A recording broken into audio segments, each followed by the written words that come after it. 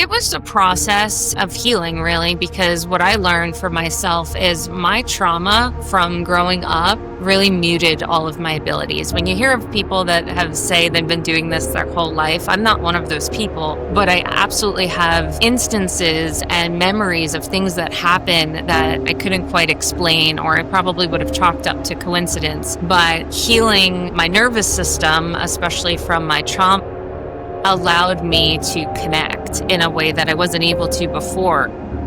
It really was a pivotal moment of cutting off my incredibly narcissistic parents, who are very abusive, and doing that led on a healing journey. So it probably took a good, I would say, 2 to 3 years in this healing journey where I was calming my nervous system, learning my trauma responses, really helping myself. And then it was opening me up to spirit. So the one day it was more of, I was suddenly seeing dead people, but prior to that, I was still healing other things and I was still opening up to spirit. I just didn't realize it at the time. I just wanted to feel better. I didn't want to be in fight flight anymore. I had been there my whole life. I was done.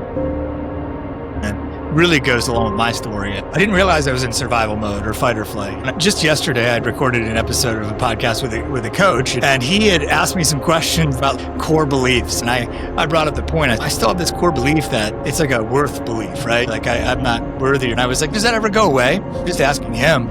And after we were done recording, he's like, listen, I need you to do this thing. I'm a yoga teacher, and so I know a little bit about chakras and whatnot, and it's, self-forgiveness and self-compassion, hence the green today. And then we're talking, when you mentioned chakras already, how did that play a role? How did that play a role for you personally in healing? That was definitely part of my evolution in healing, because I knew basics in chakras. Like, I think we all have seen the picture of the 7 main chakras, what that looks like, what they are maybe. So when I was I started working, I was finding that a lot of the people that were finding me were dealing with narcissistic abuse or childhood trauma. So what I started to realize is I was feeling their energy body.